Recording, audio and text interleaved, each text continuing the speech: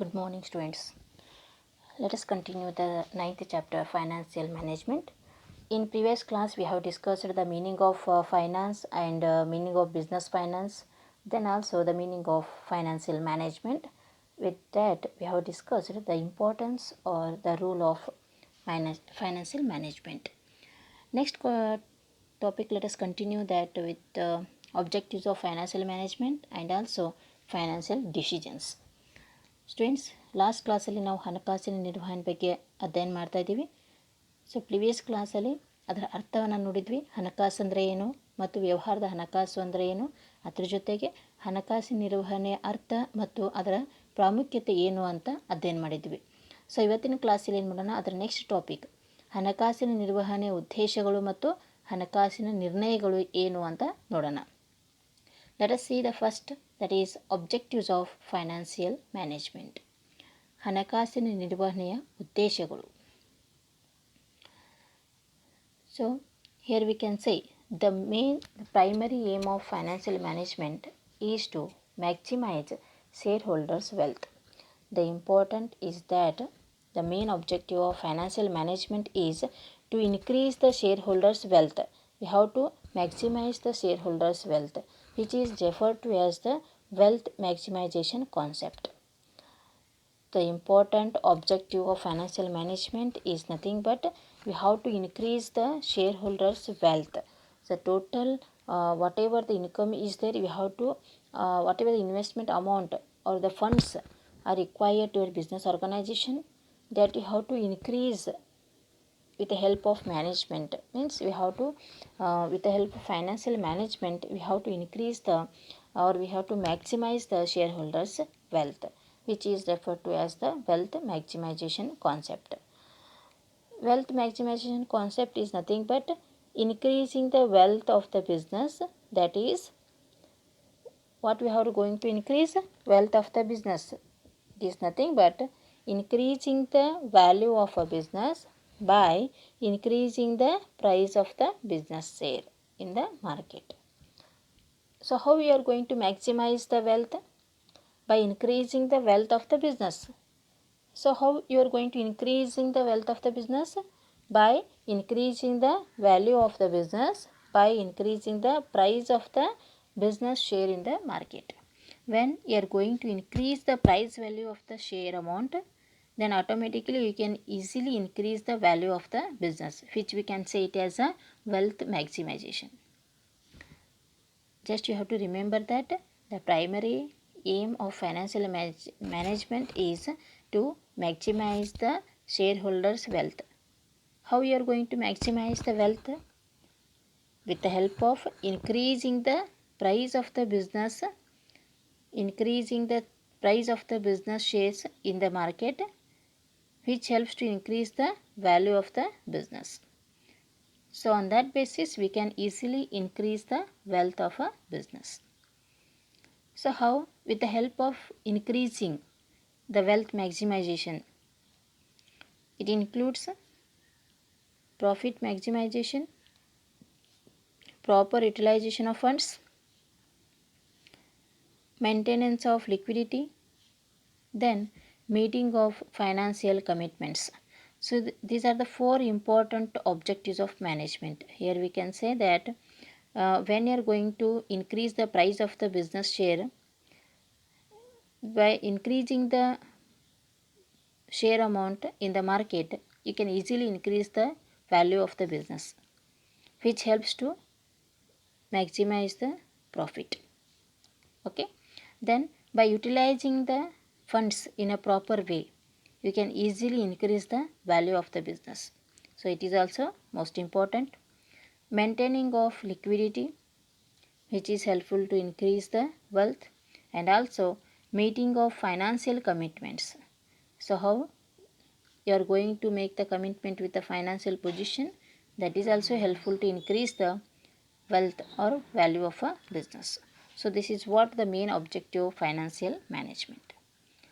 ಹಣಕಾಸಿನ ನಿರ್ವಹಣೆಯ ಉದ್ದೇಶಗಳು ಅಂತ ನಾವಿಲ್ಲಿ ಹೇಳಿದಾಗ ಅದ್ರದ್ದು ಇಂಪಾರ್ಟೆಂಟ್ ಏನು ಅಂತಂದಾಗ ಅಥವಾ ಅದರ ಮೂಲ ಉದ್ದೇಶ ಏನು ಅಂತಂದರೆ ಸಂಪತ್ತನ್ನು ಗರಿಷ್ಠಗೊಳಿಸುವುದು ಅಂತ ಹೇಳ್ತೀವಿ ನಾವು. ಅಂದರೆ ಏನು ರೀ, ಅಲ್ಲಿ ಅವೈಲೇಬಲ್ ಇರ್ತಕ್ಕಂಥ ಒಂದು ಸಂಪತ್ತನ್ನು ನೀವೇನು ಮಾಡಬೇಕು, ಹೆಚ್ಚಿಸಬೇಕು, ಗರಿಷ್ಠಗೊಳಿಸಬೇಕು ಅಂತ ಹೇಳ್ತೀವಿ. ಸೊ ಎದ್ರ ಮುಖಾಂತರ ನೀವು ಅದನ್ನು ಗರಿಷ್ಠಗೊಳಿಸಲಿಕ್ಕೆ ಸಾಧ್ಯತೆ ಇದೆ ಅಂತ ಅಂದಾಗ ನಾವೇನು ಮಾಡ್ಬೋದು ರೀ, ಇಲ್ಲಿ ಪ್ರೈಸ್ ಆಫ್ ಬಿಸ್ನೆಸ್ ಶೇರ್, ಮಾರ್ಕೆಟಲ್ಲಿ ಇರ್ತಕ್ಕಂಥ ಒಂದು ಶೇರ್ ಪ್ರೈಸನ್ನು ನೀವು ಹೆಚ್ಚು ಮಾಡಬೇಕು.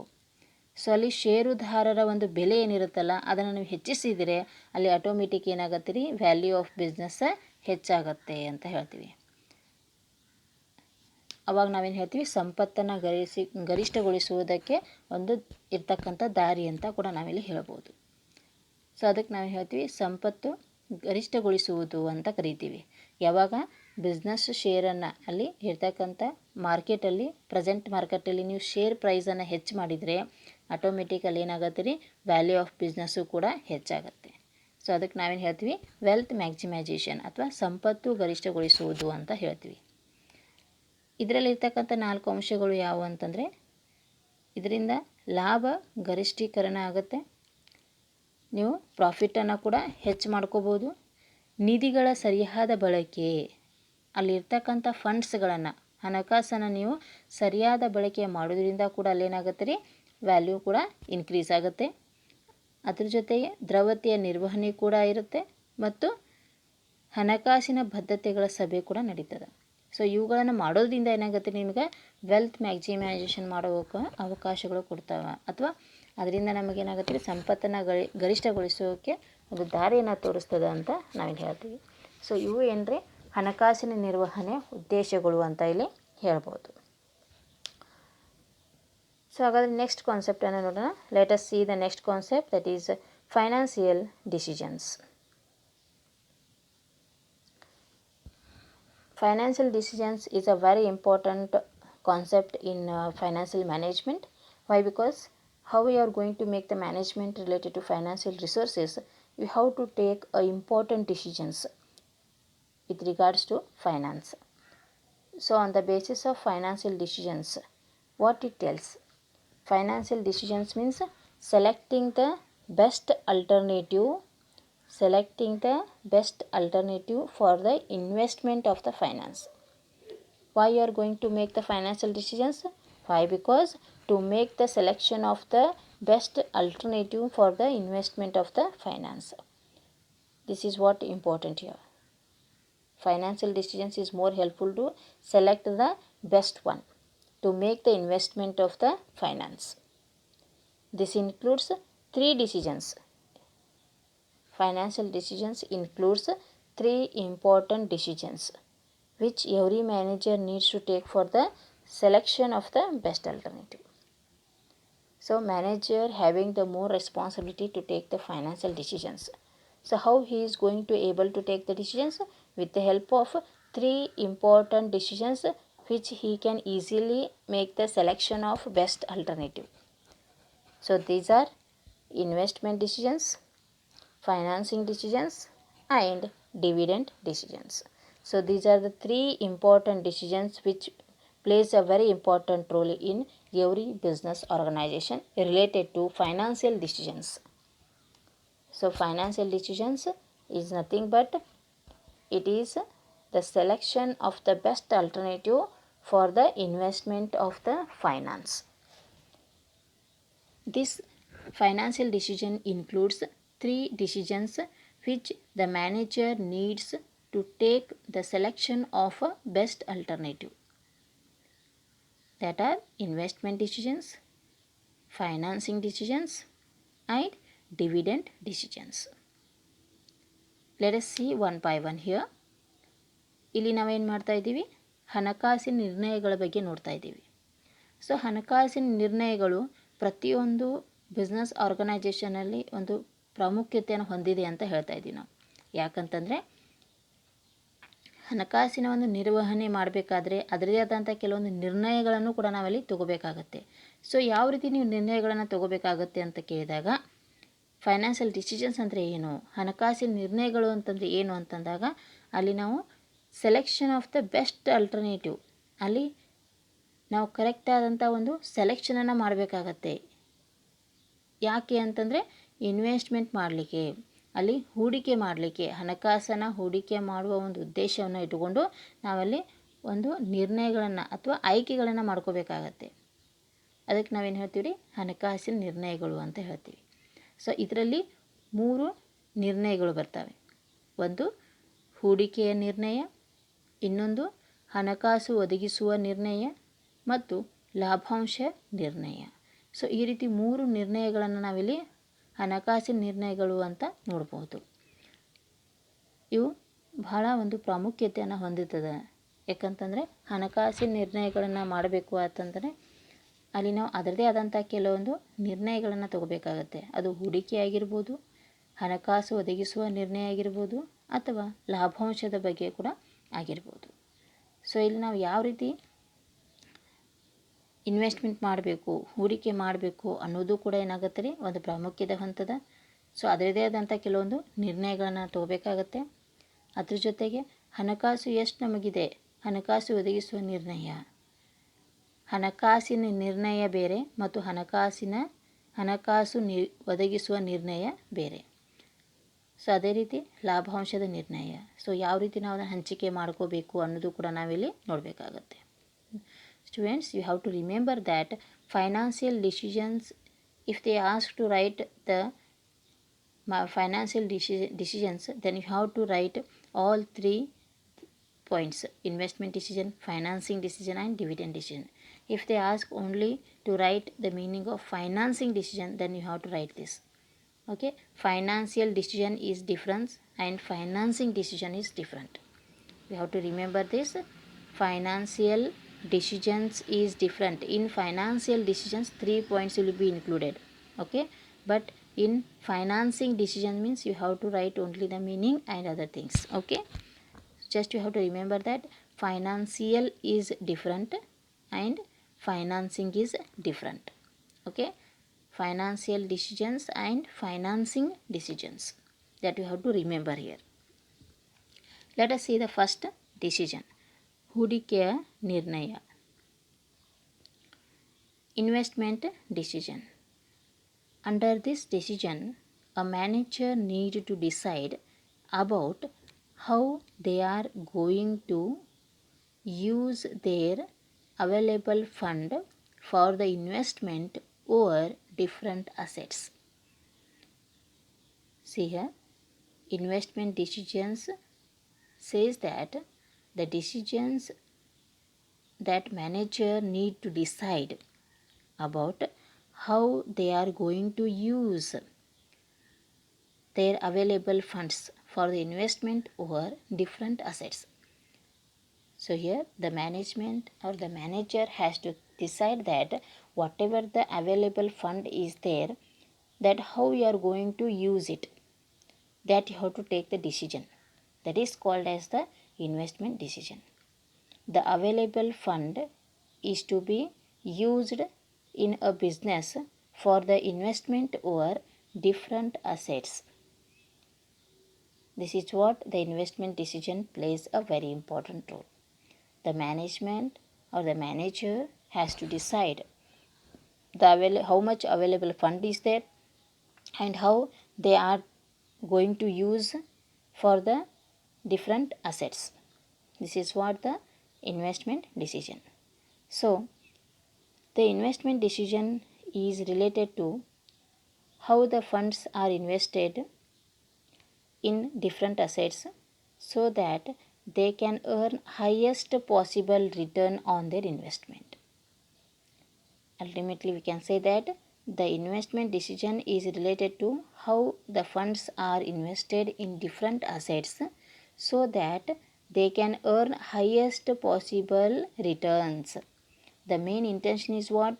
To get the profit or to earn more income. So on the basis of investment decisions, we can say that with the help of available funds, you have to use that fund for the investment over different assets. Why? Because that they can earn highest possible return on their investment. So whatever the investment amount is available, you have to invest it into the business in different assets that helps to earn highest possible return on their investment. This is what the investment decision says. There are two types of investment decisions are there. One is long term investment decisions, or we can say it as a capital budgeting decisions, and second, short term investment decisions, and also it is said to be working capital decisions. So ಹೂಡಿಕೆಯ ನಿರ್ಣಯ ಅಂತ ಹೇಳ್ತಾ ಇದ್ದೀವಿ. ಮೊದಲನೇದಾಗಿರ್ತಕ್ಕಂಥ ನಿರ್ಣಯ ಹೂಡಿಕೆಯ ನಿರ್ಣಯ. ಹೂಡಿಕೆಯ ನಿರ್ಣಯ ಅಂತಂದರೆ ಮ್ಯಾನೇಜರ್ ಆದವರು ಏನು ಮಾಡಬೇಕು, ಯಾವ ರೀತಿ ನಿರ್ಣಯಗಳನ್ನು ತಗೋಬೇಕು ಅಂತಂದರೆ, ಅಲ್ಲಿ ಇರ್ತಕ್ಕಂಥ ಒಂದು ಹಣಕಾಸನ್ನು ಅವೈಲೇಬಲ್ ಫಂಡ್ ಅದನ್ನು ನಾವು ಯಾವ ರೀತಿ ಅದನ್ನು ಯೂಸ್ ಮಾಡ್ಕೋಬೇಕು, ಅದನ್ನು ಯಾವ ರೀತಿ ಬಳಕೆ ಮಾಡ್ಕೋಬೇಕು, ಎದರಲ್ಲಿ ಅಲ್ಲಿ ಇರ್ತಕ್ಕಂಥ ಬೇರೆ ಬೇರೆ ಒಂದು ಸರಕುಗಳಲ್ಲಿ, ಅಲ್ಲಿರ್ತಕ್ಕಂಥ ಬೇರೆ ಬೇರೆ ಅಸೆಟ್ಸ್ಗಳಲ್ಲಿ ನಾವೇನು ಮಾಡಬೇಕಾಗತ್ತೆ ರೀ, ಆ ಇನ್ವೆಸ್ಟ್ಮೆಂಟನ್ನು ಇರ್ತಕ್ಕಂಥ ಫಂಡ್ಸ್ ದೊರಕಿದಂಥ ಹಣಕಾಸನ್ನು ನಾವು ಯಾವ ರೀತಿ ಬಳಕೆ ಮಾಡ್ಕೋಬೇಕು ಅನ್ನೋದ್ರ ಬಗ್ಗೆ ನಾವು ನಿರ್ಣಯನ ತಗೋಬೇಕಾಗತ್ತೆ. ಸೊ ಮಾಡೋ ಉದ್ದೇಶ ಏನು, ಆ ರೀತಿ ನಿರ್ಣಯಗಳನ್ನು ಯಾಕೆ ತಗೋಬೇಕು ಅಂತಂದಾಗ ಹೈಯೆಸ್ಟ್ ಪಾಸಿಬಲ್ ರಿಟರ್ನನ್ನು ತಗೊಳ್ಳೋಕ್ಕೆ. ಸೊ ನಮ್ಗೆ ಎಷ್ಟು ಇನ್ವೆಸ್ಟ್ಮೆಂಟ್ ಹೂಡಿಕೆ ಮಾಡಲಿಕ್ಕೆ ಹಣ ಅವೈಲೇಬಲ್ ಇದೆ, ಅದನ್ನು ನಾವು ಯಾವ ರೀತಿ ಯೂಸ್ ಮಾಡ್ಕೋಬೇಕು, ಅದೇ ಥರ ಅದರಿಂದ ನಮ್ಗೆ ಎಷ್ಟು ರಿಟರ್ನ್ ಬರುತ್ತೆ ಅನ್ನೋದ್ರ ಬಗ್ಗೆ ನಾವೇನು ಮಾಡಬೇಕಾದ್ರೆ ಡಿಸಿಷನ್ ತೊಗೋಬೇಕಾಗತ್ತೆ. ಸೊ ಹೀಗಿದ್ದಾಗ ಅಲ್ಲಿ ಇರ್ತಕ್ಕಂಥ ಎರಡು ಪ್ರಕಾರಗಳು ಏನು ಅಂತಂದಾಗ ಟೈಪ್ಸ್ ಆಫ್ ಇನ್ವೆಸ್ಟ್ಮೆಂಟ್ ಡಿಸಿಷನ್ಸ್, ಹೂಡಿಕೆಯ ನಿರ್ಣಯ ಪ್ರಕಾರಗಳು ಅಂತಂದಾಗ ದೀರ್ಘಾವಧಿ ಹೂಡಿಕೆಯ ನಿರ್ಣಯ ಅಥವಾ ಬಂಡವಾಳ ಮುಂಗಡ ಪತ್ರ ನಿರ್ಣಯ ಅಂತ ಕೂಡ ನಾವಿಲ್ಲಿ ಹೇಳ್ಬೋದು. ಎರಡನೇದಾಗಿ ಅಲ್ಪಾವಧಿ ಹೂಡಿಕೆಯ ನಿರ್ಣಯ ಮತ್ತು ಕಾರ್ಯಶೀಲ ಬಂಡವಾಳ ನಿರ್ಣಯ. ಸೊ ಈ ರೀತಿ ಎರಡು ಪ್ರಕಾರಗಳನ್ನು ನಾವಿಲ್ಲಿ ನೋಡ್ಬೋದು. Types of investment decisions, there are mainly two are there. Long term investment decisions, or we can say it as a capital budgeting decisions. So what it tells, long term means you are going to take a long time period to make the refund of or to make the return of the profit or any other investment amounts. So here we can also say it as a capital budgeting decisions. For example, here we can say while commencing the business, starting of the business, you are going to make the investment as a capital amount. So capital amount is a long period investment, so that we can say long term investment decisions. Why? Because for example we can say when you are going to make the investment in the business, that we can say the investment amount as a capital amount. The capital amount is going to get the return in the end of the year, that we can say as a long term investment. Whereas short term investment decisions, or we can say it as a working capital decisions, it is a day to day transactions or the day to day activities what you are going to do, that we can say as a short term investment. ಇಲ್ಲಿ ನಾವೇನು ಮಾಡ್ತಾ ಇದ್ದೀವಿ, ಹೂಡಿಕೆಯ ನಿರ್ಣಯಗಳಲ್ಲಿ ಎರಡು ಪ್ರಕಾರ ಅಂತ ಹೇಳ್ತಾ ಇದ್ದೀವಿ. ಒಂದು ದೀರ್ಘಾವಧಿ ಹೂಡಿಕೆಯ ನಿರ್ಣಯ, ಅದಕ್ಕೆ ನಾವು ಇನ್ನೊಂದು ಶಬ್ದ ಏನು ಹೇಳ್ತೀವಿ ಅಂದರೆ ಬಂಡವಾಳ ಮುಂಗಡ ಪತ್ರ ನಿರ್ಣಯ. ಯಾವುದು ಕಾಲಾವಧಿ ಅಂದ್ರೇನು, ದೀರ್ಘಾವಧಿಗಳಲ್ಲಿ ಹೂಡಿಕೆಯನ್ನು ನೀವು ತೊಗೋತಿದ್ದೀರಿ, ಅದಕ್ಕೆ ನಾವು ದೀರ್ಘಾವಧಿ ಹೂಡಿಕೆಯ ನಿರ್ಣಯ ಅಂತ ಕರಿತೀವಿ. ಅದ್ರ ಜೊತೆಗೆ ಇನ್ನೊಂದು ಅಲ್ಪಾವಧಿ ಹೂಡಿಕೆಯ ನಿರ್ಣಯ ಅಂತಿದೆ, ಕಾರ್ಯಶೀಲ ಬಂಡವಾಳ ನಿರ್ಣಯ ಅಂತ ಇದೆ. ಸೊ ಎರಡುಗಳ ಮಧ್ಯೆ ಇರ್ತಕ್ಕಂಥ ವ್ಯತ್ಯಾಸ ಏನು ಅಂತಂದಾಗ, ಯಾವುದು ಅವಧಿಯಲ್ಲಿ ದೀರ್ಘಾವಧಿ ಇರುತ್ತೋ ಅದಕ್ಕೆ ನಾವು ಫಾರ್ ಎಕ್ಸಾಂಪಲ್ ತೊಗೊಂಡಾಗ ಬಂಡವಾಳ ಹೂಡಿಕೆ ಅಂತ ಹೇಳ್ತೀವಿ. ಸೊ ನೀವು ಬಿಸ್ನೆಸ್ಸನ್ನು ಸ್ಟಾರ್ಟ್ ಮಾಡಿದಾಗ ಅಲ್ಲಿ ನೀವು ಹೂಡಿಕೆಯನ್ನು ಮಾಡ್ತೀರಿ, ಆ ಹೂಡಿಕೆ ಅಮೌಂಟಿಗೆ ಅಥವಾ ಹಣಕಾಸಿಗೆ ನಾವೇನು ಹೇಳ್ತೀವಿ ಬಂಡವಾಳ ಅಂತ ಕರಿತೀವಿ. ಸೊ ಅದ್ರ ಟೈಮ್ ಪೀರಿಯಡ್ ಏನಿರುತ್ತೆ ರೀ, ದೀರ್ಘಾವಧಿಯಾಗಿರುತ್ತೆ. ಸೊ ಈಗ ನೀವು ಇನ್ವೆಸ್ಟ್ ಮಾಡಿದಂಥ ಅಮೌಂಟನ್ನು ನಾವು ಮುಂದಿನ ವರ್ಷ ಅದರ ರಿಟರ್ನನ್ನು ಕಾಣ್ತೀವಿ. ಸೊ ಆ ಒಂದು ಉದ್ದೇಶಕ್ಕೆ ಅಂತಕ್ಕೆ ನಾವು ಹೇಳ್ತೀವಿ ದೀರ್ಘಾವಧಿ ಹೂಡಿಕೆಯ ನಿರ್ಣಯ ಅಂತ ಹೇಳ್ತೀವಿ. ಅದೇ ಜೊತೆ ಅಲ್ಪಾವಧಿ ಹೂಡಿಕೆಯ ನಿರ್ಣಯ ಅಥವಾ ಅದಕ್ಕೆ ನಾವು ಕಾರ್ಯಶೀಲ ಬಂಡವಾಳ ನಿರ್ಣಯ ಅಂತ ಕೂಡ ಕರಿತೀವಿ. ಸೊ ಹೀಗಂದರೆ ಏನು, ಕಡಿಮೆ ಅವಧಿಯಲ್ಲಿ ಆಗ್ತಕ್ಕಂಥ ಒಂದು ನಿರ್ಣಯಗಳು ಅಂತ ನಾವಿಲ್ಲಿ ಹೇಳ್ತೀವಿ. ಸೊ ಯಾವ ರೀತಿ ಇರುತ್ತೆ ಅಂತಂದರೆ, ಪ್ರತಿನಿತ್ಯ ಆಗ್ತಕ್ಕಂಥ ಡೇ ಟು ಡೇ ಟ್ರಾನ್ಸಾಕ್ಷನ್ಸ್ಗಳನ್ನು ನಾವೇನು ತೊಗೋತೀವಲ್ಲ ನಿರ್ಣಯಗಳಿಗೆ, ಅವಕ್ಕೆ ಅಲ್ಪಾವಧಿ ಹೂಡಿಕೆಯ ನಿರ್ಣಯಗಳು, ಶಾರ್ಟ್ ಪೀರಿಯಡ್ ಇರ್ತಕ್ಕಂಥ ಒಂದು ನಿರ್ಣಯಗಳು ಅಂತ ನಾವಿಲ್ಲಿ ಹೇಳ್ಬೋದು. ಸೊ ಇದು ಇನ್ವೆಸ್ಟ್ಮೆಂಟ್ ಡಿಸಿಷನ್ ಅಥವಾ ಹೂಡಿಕೆಯ ನಿರ್ಣಯ ಬಗ್ಗೆ ನೋಡಿದ್ವಿ.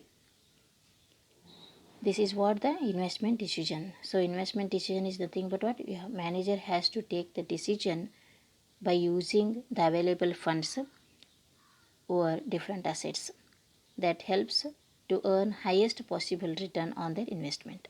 This is what the investment decision says. Okay. So next, that is factors affecting capital budgeting decisions. So investment ಡಿಸಿಷನ್ಸಲ್ಲಿರ್ತಕ್ಕಂಥ ಕೆಲವೊಂದು ಪರಿಣಾಮಕಾರಿ ಬೀರುವ ಅಂಶಗಳು ಯಾವ್ಯಾವು ಅಂತ ನೋಡೋಣ.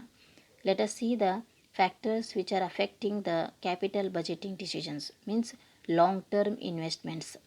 Okay, so long term investments are very important decisions for a business. It is a very important decisions for a business as it involves huge amount. So for long term decisions will be there, in that huge amount will be available for a long period of time. Along with that, these decisions are irreversible. It is very important here. In long term investment, whatever the capital amount is to be involved, it is in a huge amount and it is for a long period of time, which are irreversible, which we cannot refund. Okay, whether when you are going to make the investment of the capital amount, it is irreversible. Means if the company is in profit, then only you can get the amount. If the company is in loss, then it is irreversible. Okay, so we need to evaluate every alternative before choosing one. This is what the long term investment says.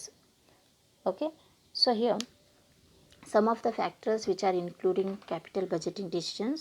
One is cash flow of the project, then the rate of return, then the investment criteria involved. So these are the three important factors affecting of capital budgeting decisions. Cash flow of project is nothing but we have to take the decisions how the flow of funds is to be going, whether the inflow and outflow. If the inflow is more, then your company is in a good condition. If the outflow is more, then expenses will be more. So that we have to consider here. Then rate of return. How much rate of return you are going to get, that you have to consider here. Then investment criteria involved. How the investment criteria is going to involve in your business organization. So these are the three important factors affecting capital budgeting decisions here. ಬಂಡವಾಳ ಮುಂಗಡ ಪತ್ರ ನಿರ್ಣಯದ ಮೇಲೆ ಪರಿಣಾಮ ಬೀರುವ ಅಂಶಗಳು ಅಂತ ಇದೆ, ಹೌದಾ? ಇಲ್ಲಿ ನೀವು ಯಾವ ರೀತಿ ಬಂಡವಾಳ ಮುಂಗಡ ಪತ್ರ ನಿರ್ಣಯನ ತಗೋಬೇಕು ಅಂತಂದಾಗ ಇದು ಒಂದು ಇಂಪಾರ್ಟೆಂಟ್ ಡಿಸಿಷನ್ ಅಂತ ನಾವಿಲ್ಲಿ ಹೇಳ್ತಾ ಇದ್ದೀವಿ. ವೆರಿ ಇಂಪಾರ್ಟೆಂಟ್ ಡಿಸಿಷನ್ ಅಂತ ಕೂಡ ಇಲ್ಲಿ ಹೇಳ್ತಾ ಇದ್ದೀವಿ. ಯಾಕಂತಂದರೆ ಇಲ್ಲಿ ಏನು ಇನ್ಕ್ಲೂಡ್ ಆಗಿರುತ್ತೆ ಅಥವಾ ಏನು ಇನ್ವಾಲ್ವ್ ಆಗಿರುತ್ತೆ ಅಂತಂದರೆ huge amount for a long period. ಅಂದರೆ ಏನು, ದೀರ್ಘಾವಧಿಯಾಗಿ ಅಲ್ಲಿ ಬಹಳಷ್ಟು ಹಣವನ್ನು ನೀವು ಪಡಿತೀರಿ ಅಂತ ಹೇಳ್ತೀವಿ. ಇದರಲ್ಲಿ ನಾವು ಇರ್ರಿವರ್ಸಿಬಲ್ ಡಿಸಿಷನ್ಸನ್ನು ಇರಲ್ಲ. With that these decisions are irreversible. ಅಂದರೆ ಏನು, ಪ್ರತಿಕ್ರಿಯವಾಗಿ ನೀವು ಅಲ್ಲಿ ಏನೂ ಪಡೀಲಿಕ್ಕೆ ಆಗಲ್ಲ. ಸೊ ಯಾಕಂತಂದರೆ ನೀವೇ ಮಾಡಿದಂಥ ಹೂಡಿಕೆ ಅಮೌಂಟನ್ನು, ಕ್ಯಾಪಿಟಲ್ ಅಮೌಂಟನ್ನು ನಾವು ಕಂಪನಿ ಪ್ರಾಫಿಟಲ್ಲಿತ್ತು ಅಂದರೆ ಮಾತ್ರ ನಿಮಗಲ್ಲಿ ರಿಫಂಡ್ ಆಗಿರುತ್ತೆ. ಇಲ್ಲ ಲಾಸ್ ಆಯಿತು ಅಂತಂದರೆ ಯಾವ ರೀತಿ ರಿಫಂಡೇಬಲ್ ಇರಲ್ಲ. So we need to valuate every alternative before choosing a well. So ಇದರಲ್ಲಿರ್ತಕ್ಕಂಥ ಕೆಲವೊಂದು ಅಂಶಗಳು ಯಾವ್ಯಾವು ಅಂತಂದರೆ, ಒಂದು ಯೋಜಿತ ಕಾರ್ಯದ ನಗದು ಹರಿವುಗಳು, ಇನ್ನೊಂದು ಪ್ರತಿಫಲ ದರ ಮತ್ತು ಒಳಗೊಂಡ ಹೂಡಿಕೆಯ ಮಾನದಂಡಗಳು. ಸೊ ಈ ರೀತಿ ಮೂರು ಅಂಶಗಳನ್ನು ನಾವಿಲ್ಲಿ ಕಾಣ್ಬೋದು. ಯೋಜಿತ ಕಾರ್ಯದ ನಗದು ಹರಿವುಗಳು ಅಂತಂದರೆ ಅಲ್ಲಿ ಕ್ಯಾಶ್ ಇನ್ಫ್ಲೋ ಮತ್ತು ಔಟ್ಫ್ಲೋ ಅಂತ ಕರಿತೀವಿ. ಸೊ ಅಲ್ಲೇನಾಗುತ್ತೆ ರೀ, ಇನ್ಫ್ಲೋ ಅಂತಂದರೆ ಕ್ಯಾಶ್ ಬಂದಿರೋದು. ಸೊ ಜಾಸ್ತಿ ಏನಾಗಿರ್ಬೇಕು ರೀ, ಇನ್ಫ್ಲೋ ಆಗಿರಬೇಕು, ಔಟ್ಫ್ಲೋ ಆಗಬಾರ್ದು. ಅಂದಾಗ ಮಾತ್ರ ನಮಗೇನಾಗುತ್ತೆ ರೀ, ಹಣಕಾಸನ್ನು ಅವೈಲೇಬಲ್ ಮಾಡಲಿಕ್ಕೆ, ಸಂಗ್ರಹಣೆ ಮಾಡಲಿಕ್ಕೆ ಕೂಡ ಸಹಾಯ ಆಗುತ್ತೆ. ಸೊ ಪ್ರತಿಫಲ ದರ ಎಷ್ಟಿದೆ ಇಲ್ಲಿ ನಾವು ಹೇಳ್ಬೋದು. For example V can say here 10%, 20%. So ಈ ರೀತಿ ಇದ್ದಾಗ ನಮಗೆ ಯಾವ ರೀತಿ ನಾವು ಅದನ್ನು ರೇಟ್ ಆಫ್ ರಿಟರ್ನನ್ನು ನಾವಿಲ್ಲಿ ಪಡಿಬೋದು. So that you have to take the decisions. ದರವನ್ನು ಆಯ್ಕೆ ಮಾಡ್ಕೊಳ್ಳೋದು ಅಥವಾ ನಿರ್ಣಯ ತಗೊಳ್ಳೋದು. ದೆನ್ ಒಳಗೊಂಡ ಹೂಡಿಕೆಯ ಮಾನದಂಡಗಳು ಏನಿವೆ ಅನ್ನೋದ್ರ ಬಗ್ಗೆ ಅಧ್ಯಯನ ಮಾಡಬೇಕು. ಸೊ ಈ ರೀತಿ ಏನಾಗುತ್ತೆ ರೀ, ಬಂಡವಾಳ ಮುಂಗಡ ಪತ್ರ ನಿರ್ಣಯದ ಮೇಲೆ ಪರಿಣಾಮ ಬೀರುವ ಅಂಶಗಳನ್ನು ಒಳಗೊಂಡಿರುತ್ತೆ ಅಂತ ಹೇಳ್ತೀವಿ. So meaning of investment decisions and we can say the factors affecting of long term investments. Okay, let us see the next one, that is financing decision, ಹಣಕಾಸು ಒದಗಿಸುವ ನಿರ್ಣಯ. So what it says, meaning of financing decisions. Under this decision, we need to identify the best source of raising the long-term finance. So financing decision is nothing but what? Identifying the best source of finance which is more helpful to raise the long-term finance. Identifying the best source of raising the finance is called as financing decision. So the financing decision is referred to quantity of finance to be raised from the various long-term source. It means what? We have to take the financial decisions by identifying the sources of funds. From which source you are going to raise the long-term finance is called as financing decisions. So there are mainly two sources are there. One is shareholders fund, or we can say it as a owned funds. In that it includes equity shareholders fund, preference shareholders fund, and also reserves. This is one of the sources of fund. Then second one, that is borrowed funds. It includes debentures, banks, or any other financial institutions, etc. So these are the mainly two sources of funds which are available by taking financing decisions. Okay, ಹಣಕಾಸು ಒದಗಿಸುವ ನಿರ್ಣಯ ಅಂತ ಹೇಳ್ತಾ ಇದ್ದೀವಿ.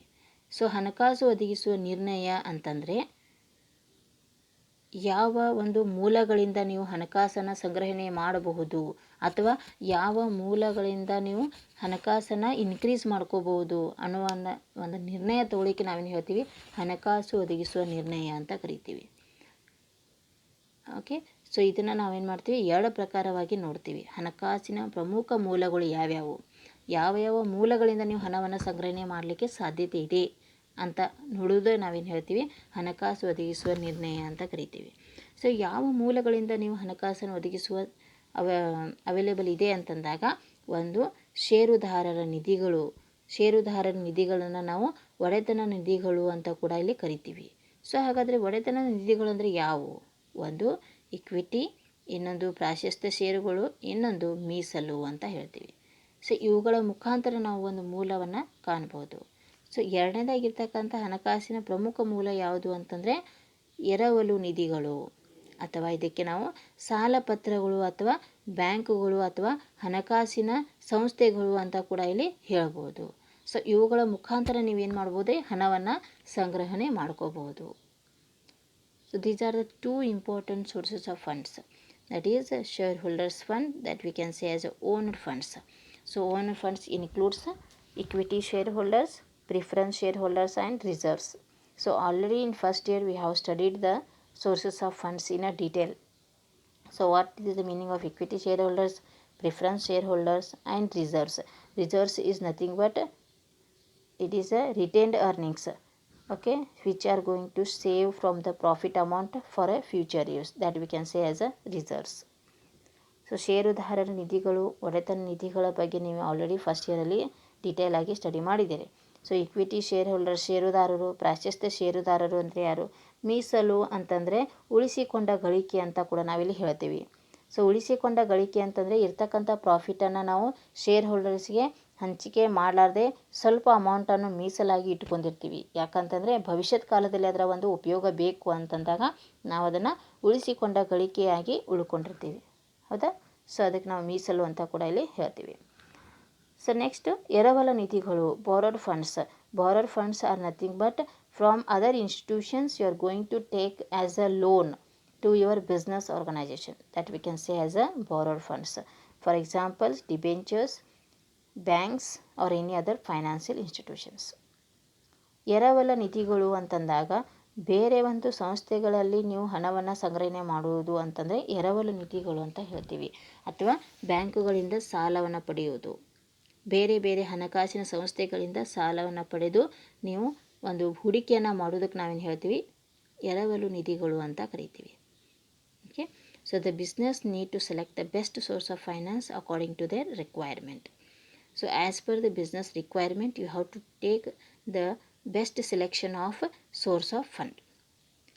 ಒಂದು ಆರ್ಗನೈಜೇಷನ್ಗೆ ಇರ್ತಕ್ಕಂಥ ಅವಶ್ಯಕತೆಗಳನ್ನು ಆಧಾರವಾಗಿಟ್ಟುಕೊಂಡು ಯಾವ ಮೂಲಗಳಿಂದ ನೀವು ಹಣವನ್ನು ಪಡಿಬೋದು ಅನ್ನೋದನ್ನು ನೀವೇನು ಮಾಡಬೇಕಾಗತ್ತೆ ರೀ, ಸೆಲೆಕ್ಟ್ ಮಾಡ್ಕೋಬೇಕಾಗತ್ತೆ. ಸೊ ಅದಕ್ಕೆ ನಾವೇನು ಹೇಳ್ತೀವಿ, ಹಣಕಾಸು ಒದಗಿಸುವ ನಿರ್ಣಯ ಅಂತ ಕರಿತೀವಿ. Okay, let us see the factors of financing decisions here. Factors affecting financial decisions. ಹಣಕಾಸು ಒದಗಿಸುವ ನಿರ್ಣಯದ ಮೇಲೆ ಪ್ರಭಾವ ಬೀರುವ ಅಂಶಗಳು. ಸೊ ಯಾವ ರೀತಿ ಪ್ರಭಾವ ಬೀರ್ತಾವ? So which are those factors affecting financing decisions?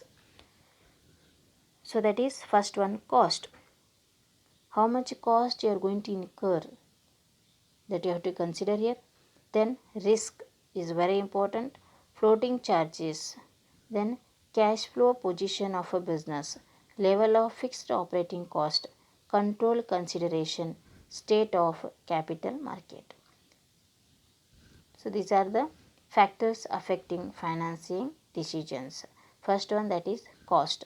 So cost is nothing but in every business organization how much cost is to be incurred, that you have to consider here. That is one of the important factors. Then risk. When the long term investment is to be made, the risk is also increases. So if you are going to get more returns, then risk is also increases. Then floating charges. Floating charges is also one of the expenses which are to be incurred in financing decisions. Cash flow position, whether the inflow and outflow position we have to consider here. Inflow is to be more as compared to outflow, then only you can increase your financing. Then level of fixed operating cost. Fixed operating cost. So there will be the some of the levels which are to be related to operating cost, that you have to be studied. Then control consideration. We have to control over all the financial positions in your business organization in all the departments. Then state of capital market.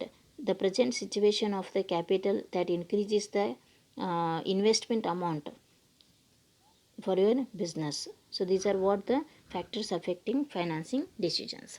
ಹಣಕಾಸು ಒದಗಿಸುವ ನಿರ್ಣಯದ ಮೇಲೆ ಪ್ರಭಾವ ಬೀರುವ ಅಂಶಗಳು ಯಾವ್ಯಾವು ಅಂತಂದಾಗ, ಒಂದು ವೆಚ್ಚ ಅಂತ ಹೇಳ್ತೀವಿ, ಇನ್ನೊಂದು ನಷ್ಟ ಭಯ, ಆರಂಭಿಕ ವೆಚ್ಚಗಳು, ಕಂಪನಿಯ ನಗದು ಹರಿವಿನ ಸ್ಥಿತಿ, ಕಾರ್ಯಚಟುವಟಿಕೆಯ ಸ್ಥಿರ ವೆಚ್ಚಗಳು, ನಿಯಂತ್ರಣ ಪರಿಗಣನೆ ಮತ್ತು ಬಂಡವಾಳ ಮಾರುಕಟ್ಟೆಯ ಸ್ಥಿತಿ. ಸೊ ಈ ರೀತಿ 7 ಅಂಶಗಳನ್ನು ನಾವಿಲ್ಲಿ ನೋಡ್ತಾ ಇದ್ದೀವಿ. ಒಂದು, ವೆಚ್ಚ ಯಾವ ರೀತಿ ಇರುತ್ತೆ, ಸೊ ಎಷ್ಟರ ಮಟ್ಟಿಗೆ ವೆಚ್ಚ ಆಗ್ತಾ ಇದೆ ಅನ್ನೋದ್ರ ಬಗ್ಗೆ ಅಧ್ಯಯನ ಮಾಡಬೇಕಾಗತ್ತೆ. ಮತ್ತು ನಷ್ಟ ಭಯ, ಎಷ್ಟು ನೀವು ಹಣಕಾಸನ್ನು ಅಥವಾ ಬಂಡವಾಳವನ್ನು ಹೂಡಿಕೆ ಮಾಡ್ತೀರಿ ಅಷ್ಟು ನೀವು ರಿಸ್ಕು ಕೂಡ ಏನಾಗುತ್ತೆ ರೀ, ಇನ್ಕ್ರೀಸ್ ಆಗ್ತಾ ಹೋಗ್ತಾ ಇರುತ್ತೆ. ಸೊ ನೀವು ರಿಟರ್ನನ್ನು ಹೆಚ್ಚಿನ ಪ್ರಮಾಣದಲ್ಲಿ ಪಡಿತಾ ಇದ್ದೀರಿ ಅಂತಂದರೆ ಅಲ್ಲಿ ನೀವು ರಿಸ್ಕು ಕೂಡ ಹೆಚ್ಚಿನ ಪ್ರಮಾಣದಲ್ಲಿ ನೋಡಬೇಕಾಗತ್ತೆ. ಆರಂಭಿಕ ವೆಚ್ಚಗಳು, ಸೊ ಅಲ್ಲಿರ್ತಕ್ಕಂಥ ಕೆಲವೊಂದು ಪ್ರಾರಂಭದ ವೆಚ್ಚಗಳನ್ನು ಕೂಡ ನಾವಿಲ್ಲಿ ನೋಡಬೇಕಾಗತ್ತೆ. ಅದೇ ಥರ ಕಂಪನಿಯ ನಗದು ಹರಿವಿನ ಸ್ಥಿತಿ, ಸೊ ಅಲ್ಲಿ ಒಳಹರಿವು ಮತ್ತು ಹೊರಹರಿವು ಅಂತ ಬರುತ್ತೆ. ಇನ್ಫ್ಲೋ ಆ್ಯಂಡ್ ಔಟ್ಫ್ಲೋ ಅಂತ ಹೇಳ್ತೀವಿ ನಾವು ಇದಕ್ಕೆ, ಹೌದಾ. ಸೊ ಯಾವಾಗಲೂ ಇನ್ಫ್ಲೋ ಹೆಚ್ಚಿರಬೇಕು, ಔಟ್ಫ್ಲೋ ಕಡಿಮೆ ಇರಬೇಕು, ಅಂದಾಗ ಮಾತ್ರ ನಮಗೆ ಹಣಕಾಸಿನ ಒಂದು ಇನ್ಕ್ರೀಸ್ ಅಥವಾ ಹೆಚ್ಚಿನ ಮಟ್ಟದಲ್ಲಿ ನಾವು ನೋಡಲಿಕ್ಕೆ ಸಾಧ್ಯತೆ ಇದೆ. ಕಾರ್ಯಚಟುವಟಿಕೆಯ ಸ್ಥಿರ ವೆಚ್ಚಗಳು, ಅಲ್ಲಿರ್ತಕ್ಕಂಥ ಕೆಲವೊಂದು ಸ್ಥಿರ ವೆಚ್ಚಗಳ ಬಗ್ಗೆ ಕೂಡ ಅಧ್ಯಯನ ಮಾಡಬೇಕಾಗತ್ತೆ. ಮತ್ತು ನಿಯಂತ್ರಣ ಪರಿಗಣನೆ, ಯಾವ ರೀತಿ ನೀವು ಹಣಕಾಸನ್ನು ನಿಯಂತ್ರಣ ಮಾಡುವ ಸಾಧ್ಯತೆ ಇದೆ ಅನ್ನೋದು ಕೂಡ ನಾವಿಲ್ಲಿ ನಿರ್ಣಯಗಳನ್ನು ತಗೋಬೇಕಾಗತ್ತೆ. ಮತ್ತು ಕೊನೆಯದಾಗಿ ಬಂಡವಾಳ ಮಾರುಕಟ್ಟೆಯ ಸ್ಥಿತಿ ಯಾವ ರೀತಿ ಇದೆ, ಸೊ ಮಾರುಕಟ್ಟೆಯ ಸ್ಥಿತಿ ಯಾವ ರೀತಿ ಇದೆ ಅನ್ನೋದ್ರ ಬಗ್ಗೆ ನಾವು ಬಂಡವಾಳ ಹೂಡಿಕೆ ಕೂಡ ಅಲ್ಲಿ ಅಥವಾ ಶೇರ್ ಅಮೌಂಟ್ಸ್ಗಳನ್ನು ಕಲೆಕ್ಟ್ ಮಾಡೋದ್ರಾಗಿ ಆ ರೀತಿ ಒಂದು ಫೈನಾನ್ಸಿಂಗ್ ಡಿಸಿಷನ್ಸ್ಗಳನ್ನು ನಾವಿಲ್ಲಿ ನೋಡಬೇಕಾಗತ್ತೆ. So this is what the factors affecting of financing decisions. Okay, so next one, that is third or last financial decisions, that is dividend decisions. So under this decision, a business need to decide about the distribution of the profit. So dividend is nothing but what? We have to distribute the profit with their shareholders. Okay. Dividend decision is nothing but what? We have to take the decisions related to distribution of the profit among the shareholders. This is what the dividend decisions. So the dividend decisions is related to how much of the profit is to be distributed and how much is to be retained for future use. Means here we can say when you are going to earn the profit, that profit is to be distributed among the shareholders. Then you have to take the decisions that how much profit is to be distributed and how much profit is to be saved as a retained earnings. That making the decision is called as the dividend decisions. Okay, ಲಾಭಾಂಶ ನಿರ್ಣಯ ಅಂತಂದರೆ ಏನು? ಲಾಭಾಂಶ ನಿರ್ಣಯ ಅಂತಂದರೆ ಬಂದಂಥ ಲಾಭವನ್ನು ನೀವು ಷೇರುದಾರರಿಗೆ ಯಾವ ರೀತಿ ನೀವು ಅದನ್ನು ಹಂಚಿಕೆ ಮಾಡಬೇಕು, ಬಂದಂಥ ಲಾಭವನ್ನು ಷೇರುದಾರರಿಗೆ ಯಾವ ರೀತಿ ಹಂಚಿಕೆ ಮಾಡಬೇಕು ಅಂತಕ್ಕಂಥ ನಿರ್ಣಯ ತಗೋತೀವಲ್ಲ, ಅದಕ್ಕೆ ನಾವೇನು ಹೇಳ್ತೀವಿ? ಲಾಭಾಂಶ ನಿರ್ಣಯ ಅಂತ ಕರಿತೀವಿ. ಅದಕ್ಕೆ ಎಷ್ಟು ಪ್ರಾಫಿಟನ್ನು ನೀವು ಹಂಚಿಕೆ ಮಾಡಬೇಕು, ಅದರ ಜೊತೆಗೆ ಎಷ್ಟು ಮೀಸಲವಾಗಿ ಇಡಬೇಕು, ಉಳಿಸಿಕೊಂಡ ಗಳಿಕೆಯಾಗಿ ಇಡಬೇಕು ಅನ್ನೋದನ್ನು ನೀವು ನಿರ್ಣಯನ ತಗೋಬೇಕಾಗತ್ತೆ. ಅದಕ್ಕೆ ನಾವೇನು ಹೇಳ್ತೀವಿ? ಲಾಭಾಂಶ ನಿರ್ಣಯ ಅಂತ ಕರಿತೀವಿ. Okay, so dividend decision is nothing but what? The profit is to be distributed among the shareholders, how much profit is to be distributed and how much returns are to be saved for a future use. That you have to see here. Then some of the factors affecting dividend decisions here. So let us see the factors affecting dividend decisions. ಇಲ್ಲೂ ಕೂಡ ಕೆಲವೊಂದು ಅಂಶಗಳನ್ನು ನಾವು ಇಲ್ಲಿ ನೋಡ್ತೀವಿ. ಲಾಭಾಂಶ ನಿರ್ಣಯದ ಮೇಲೆ ಪ್ರಭಾವ ಬೀರೋ ಅಂಶಗಳು ಯಾವ್ಯಾವ ಅಂತ. So first one, that is earning, then stability of earnings, stability of dividend, growth opportunities, cash flow position, shareholders preference, then taxation policy, then stock market reaction, access to the capital market, legal constraints, then contractual constraints. So these are the 11 factors affecting dividend decisions. Okay, let us see here. Earnings, how much earning is available in your business organization, that you have to consider here, which makes to take the decisions for distribution of the profit among the shareholders. You have to decide the total earnings of your business organization. Then stability of earnings.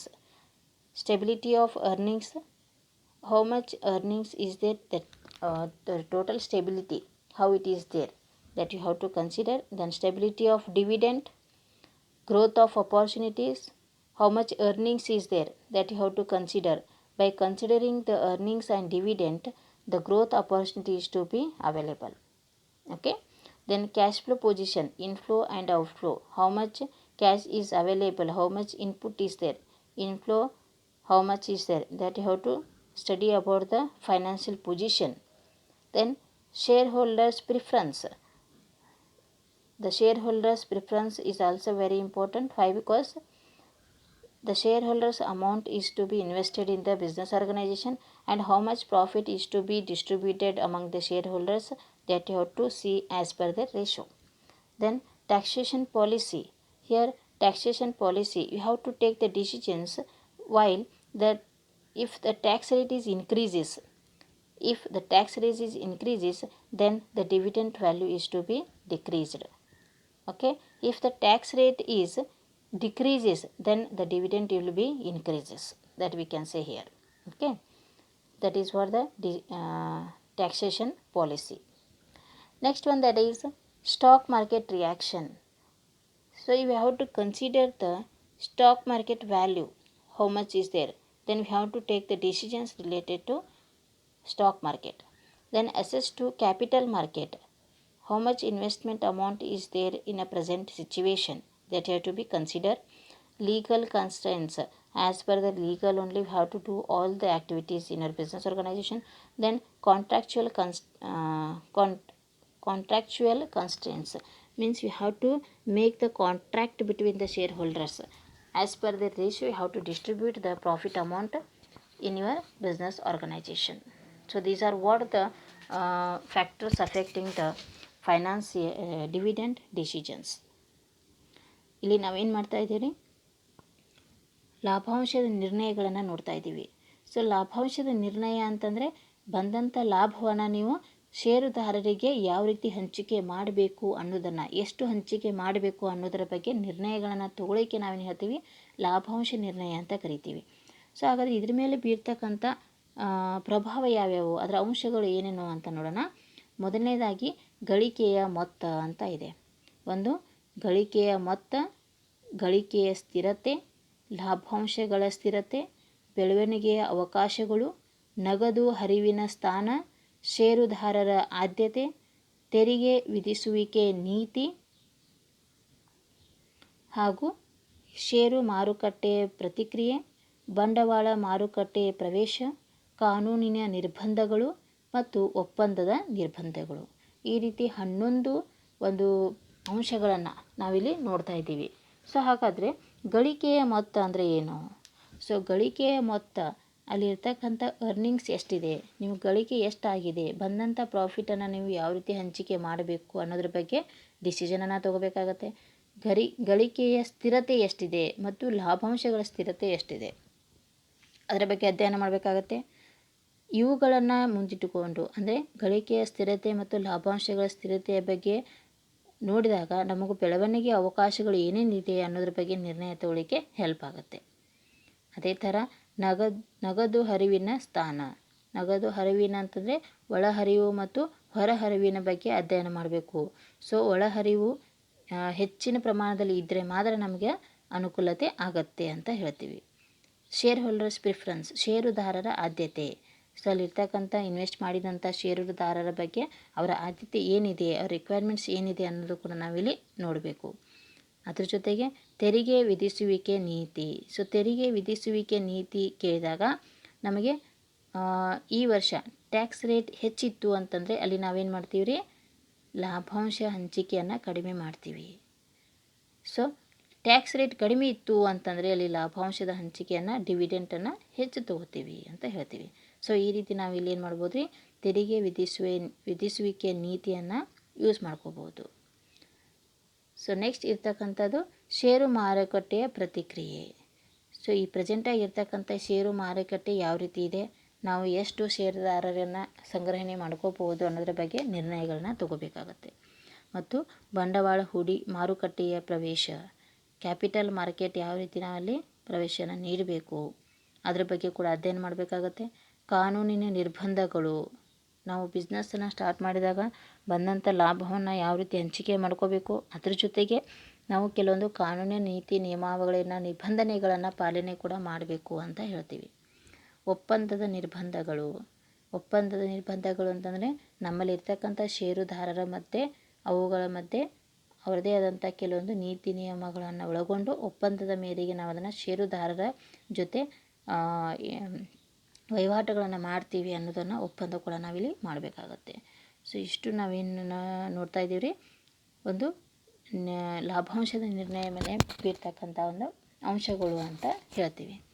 So totally V can say that dividend decisions plays a very important role. Why? Because we have to distribute the profit amount among the shareholders. How much profit you are going to distribute, you have to take the decision with that to save for the future.